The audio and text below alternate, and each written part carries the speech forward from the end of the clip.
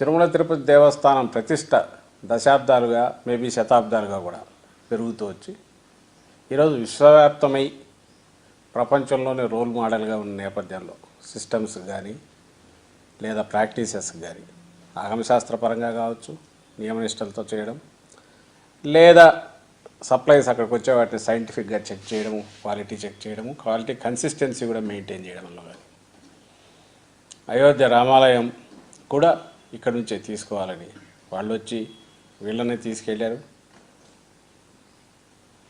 అక్కడ systems evolve చేయడానికి వీళ్ళని రిక్వెస్ట్ చేశారు. I think they are participating. మా హయాంలో వైఎస్ఆర్సీపీ హయాంలో అనేది కూడా జరిగింది. అప్పుడు కూడా వెళ్ళి వచ్చారు అక్కడికి. ఇంకా ఎక్కడైనా లక్షల మందిని హ్యాండిల్ చేయడము, ఎలాంటి స్మూత్గా వాళ్ళకు అవసరమైనవన్నీ కూడా ఎలా హైజీనిక్గా కల్తీలు లేకుండా, ఎలాంటి దాంట్లో లోటుపాట్లు లేకుండా ప్రసాదం కానీ ఆహారం కానీ అందించే ఏర్పాటు. వీటన్నిటిలో కూడా ఆ సిస్టమ్స్ తిరుపతిలో అనేటివి ఓవర్ ది పీరియడ్ ఎవాల్వ్ అయ్యి ఎస్టాబ్లిష్ అయినాయి. అవి కంటిన్యూ అవుతున్నాయి. ఏ గవర్నమెంట్ ఉన్నా కూడా ఆ మొత్తం దీన్ని ఈయన ఒక్క దెబ్బకు బ్రేక్ చేశారు. అటుపక్క భక్తుల్లో ఉండే విశ్వాసాలను దెబ్బతీశారు. ఈరోజు ప్రసాదం తీసుకోవాలంటే అందులో ఏముంటుందని అనుమానించే రకంగా దుష్ప్రచారం చేశారు. దాన్ని మళ్ళీ రిపీటెడ్గా అన్నారు. అలాగే ఏ వ్యవస్థ అయితే బలంగా ఆ వ్యవస్థల మీద కూడా విశ్వాసం పెరిగిందో వాటిని కూడా కించపరిచేయటో, అందులో డొల్లతనం ఉందన్నట్టు ఒక అబద్ధపు ప్రచారం కూడా తీసుకొచ్చారు. ఇది ఆయన చేసిన ఘోరమైన అపచారం కాగా, ఇప్పుడు రెలవెన్స్ ఏంటంటే ఇప్పటికే దాని గురించి డిస్కషన్ అయింది.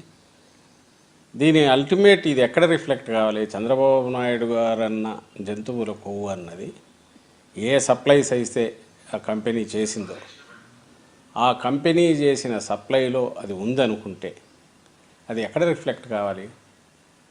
సహజంగానే ఆ కంపెనీకి ఇచ్చిన షోకాజ్ నోటీసులో రిఫ్లెక్ట్ కావాలి. 6వ తేదీ 12వ తేదీ 2 తీసుకుని షోకాజ్ నోటీసులు ఏవైతే పంపారో, జూలై 6, 12 ట్యాంకర్లలో నుంచి చెక్ చేసి ఆ తర్వాత దాన్ని ఎన్డీడీబీ కూడా పంపారు. ఆ షోకాజ్ నోటీస్లో ఎక్కడ కూడా యానిమల్ ఫ్యాట్ అనే ప్రస్తావన లేదు. మిగిలిన మీరు ఎన్నెన్నో చెప్పచ్చు, అంటే ప్రజలను గమనించమని కోరుతున్నాం. ఈయన ఎంత అబద్ధం ఆడాడని ఎందుకు చెప్పగలుగుతున్నామంటే, ఏదైతే ఆయన అన్నమాట టీటీడీ ఆ పర్టికులర్ కంపెనీని బ్లాక్ లిస్ట్ చేయాలన్నా, లేదా దానికి షోకాజ్ నోటీస్ ఇష్యూ చేసినా దేని మీద అడుగుతుంది, ఏ ఛార్జ్ పెడుతుంది, ఏదైతే అత్యంత వర్స్ట్ ఇదో దాన్ని తీసుకొచ్చి పెట్టాలి. బ్లాక్ లిస్ట్లో చేస్తామన్నప్పుడు నిజంగా జంతువుల కొవ్వు ఉంటే జంతువుల కొవ్వు దీంట్లో కలిపినట్టు ఆధారాలు ఉన్నాయన్నమాట ఎందుకని లేదు అనేది మా ప్రశ్న. లేమ్యాన్గానే అడుగుతున్నాం. ఎందుకంటే సైంటిస్ట్ చెప్పాల్సింది వాళ్ళు ఎలాగో చెప్తున్నారు, ఇంటర్ప్రిటేషన్ ఇస్తున్నారు. ఎన్డీడీబీనేమో వాళ్ళు అసలు అందుబాటులో ఎవరికి రావట్లేదు. నేషనల్ గవర్నమెంట్తో లింక్ ఉన్న ఏ సంస్థలు కూడా ఈ ల్యాబొరేటరీస్ ఏది కూడా కాంటాక్ట్ చేసినా వాళ్ళు ఎవరు సమాధానం ఇచ్చేవాళ్ళు లేరు, లేదా ఫర్దర్ టెస్టులు చేయడానికి ఇష్టపడట్లేదు. అంతగా ఇది ఈ దీనికి సంబంధించిన చంద్రబాబు నాయుడు గారి వ్యాఖ్య. ఆ తర్వాత సెంటర్లో కేంద్రంలో ఉన్న పెద్దలు కూడా దాన్ని సపోర్ట్ చేసి ముందుకు తీయాలని చూడడం, వీటన్నిటి వల్ల బహుశా ఎక్కడ కూడా దీని గురించి ఎవరు చర్చించడానికి కానీ లేదా ఫర్దర్ టెస్ట్ చేయడానికి ఇష్టపడట్లా. ఇంకా సైంటిస్టులు ఎవరైనా ఉండి అయ్యో ఇది అన్యాయం దారుణం జరుగుతుంది వాళ్ళంతటా వాళ్ళు వాలంటరీగా ముందుకు వచ్చి చెప్పేవాళ్ళు తప్ప దీని మీద అథారిటేటివ్గా కామెంట్ చేసేవాళ్ళు అయితే ఎవరు ముందుకు రావట్లా, లేదా మళ్ళీ టెస్టులు చేద్దామంటే దాన్ని కూడా ఎవరు టేకప్ చేయట్లా.